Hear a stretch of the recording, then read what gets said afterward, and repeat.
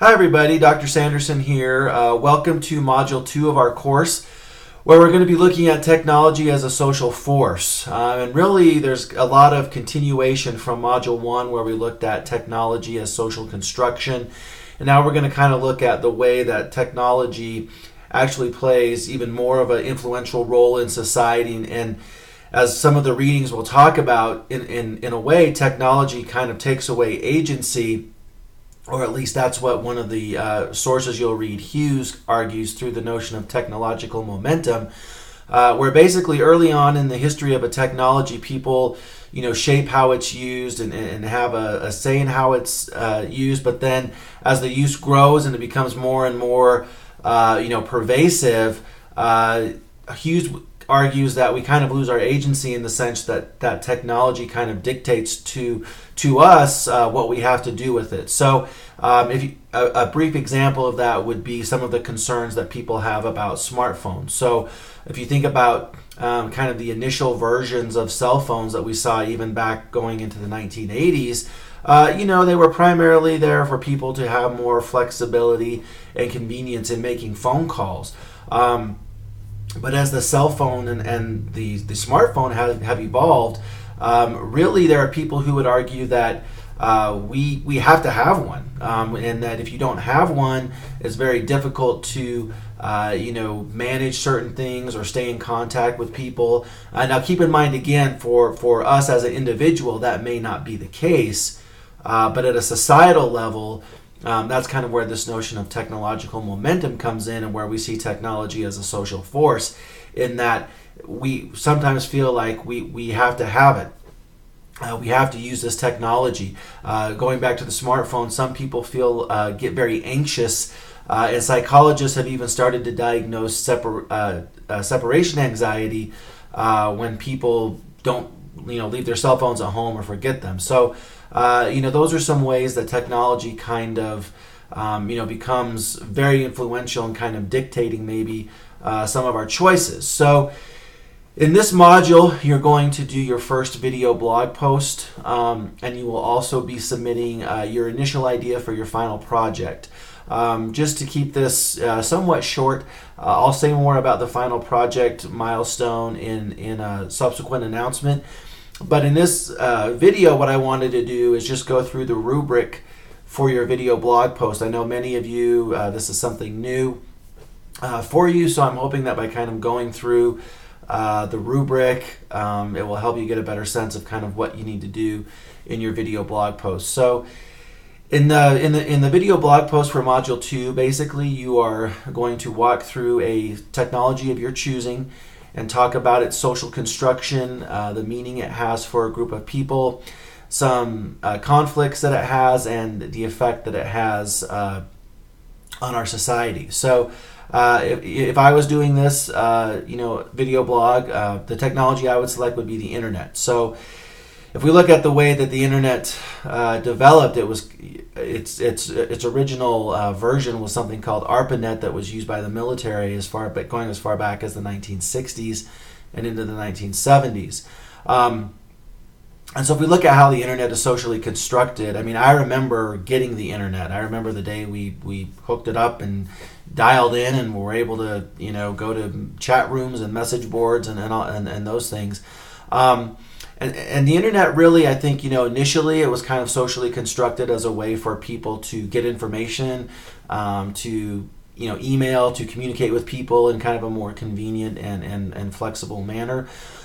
But as the internet evolved and as the technology evolved, people started shaping its meaning and its application. So we started seeing the internet become a business tool, and I think most people would say that businesses today have to have a web presence and have to be using internet technology to be sustainable.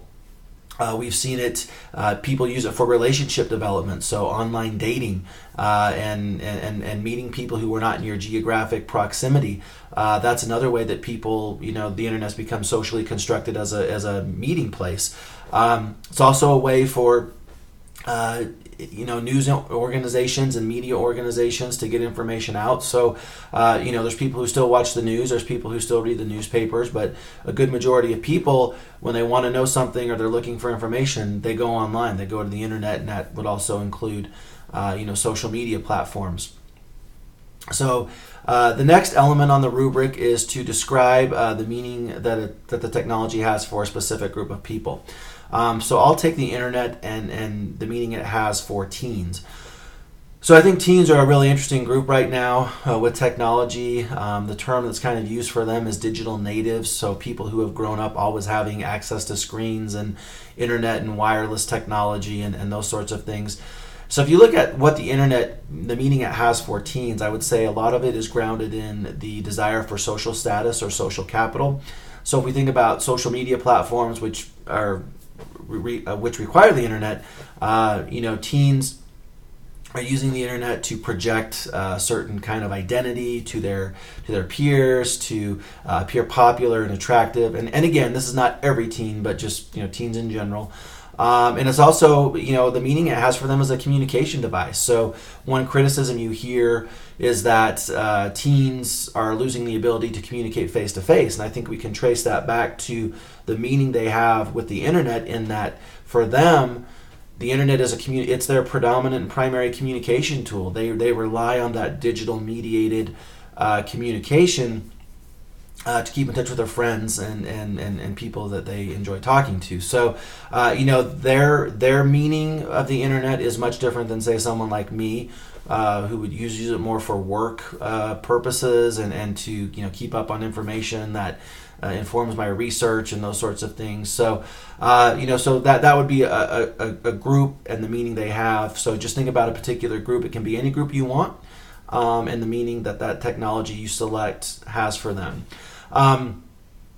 The third issue is, or the third area of the rubric is, how is this technology affecting human behavior?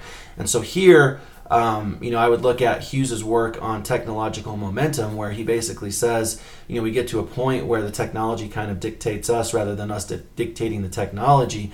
And I think with the internet, I would argue that's the case now. I mean, a lot of people rely on the internet. I remember when I worked in human resources, there was a couple times where the internet went out, and we were we were having a hard time knowing what to do, because we relied so much on it for just our the different tasks and things that we did. So, I think that's one way the internet's affecting human behavior, is that it's just made us so reliant on it. How many people look at maps anymore? They just go right to MapQuest. How many people look things up in books or encyclopedias? We go to Google. So I think it's just really created this thing where we desire and we prefer instant access to information, immediate gratification, as well as convenience. So I think the internet has really reinforced those things, and because they're valued, we kind of feel that the internet's essential and we couldn't get by without it.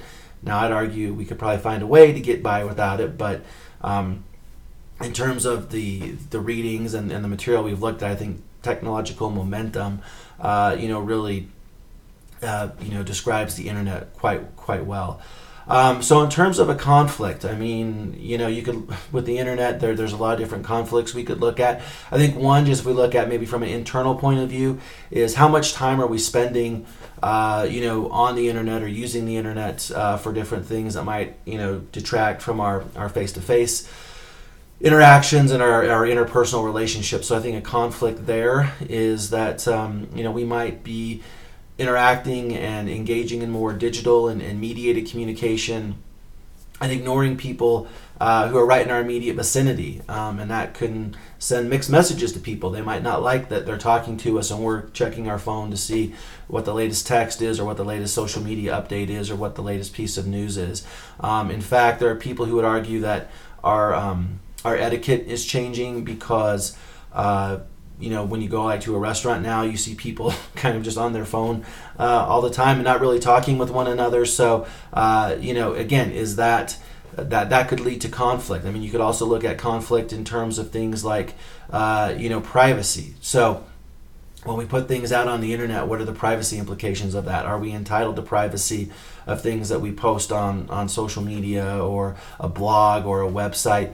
And another conflict that I would talk about is ownership. So there was a real interesting case of a man who was taking people's Instagram pictures and selling them as art. So if you were to Google man selling Instagram pictures as art, you would be able to read the whole story that talks about him taking people's photos and turning them into art pieces that he's selling.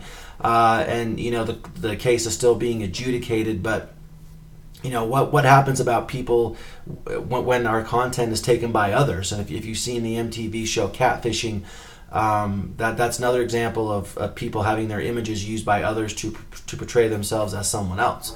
So just think about some conflicts there that might be present with the technology you select. And then lastly, let me just make sure I'm getting it all here. So the last thing is the effect of the conflict on human relations. So, if I was to go back to just my example of, how being, reliant on the internet and using the internet affects the conflict that it might create with our interpersonal relationships. The effect is that I'd say two things. One, it's deteriorating potentially our interpersonal relationships, and that might be making us more distant, even though through the phone or through the internet we might feel more connected. So I think that's an effect of, do we become more distant in our interpersonal and face-to-face interactions? And I could see a case where that could certainly be the outcome. The second thing is the effect of just language and communication in our society in general. So I think we are seeing a shift where many people prefer communicating digitally and through mediated avenues such as text messaging or email. And I think that's going to have some implications for our society moving forward. Are we going to lose the ability to write? I mean, how important is penmanship now? I don't remember the last time I hand wrote a letter or hand wrote a paper. Everything I do is all on the computer. So, are we going to lose that? I mean, if we think about over time and certain things that our society has lost, will handwriting be one of those things? I mean, I don't know that it will, but I could see how potentially it could be. So just think through some of the effects that relate to the conflict that you describe, or conflicts that you describe. Keep in mind, lastly, that you need to use some of the reading. So I would say if you could integrate 2, maybe 3 of the course readings or videos or even outside articles that you find are fine as well into your video blog, and you just need to mention the source. So you would just say something like, in an article by so and so, or as Wick and Pilcher say, that's fine. So just make sure you integrate a couple sources into your video blog post. I know this has gotten kind of long. I hope it's been helpful for you. If not, please definitely let me know if you have questions, and I'll talk to you soon. Thanks.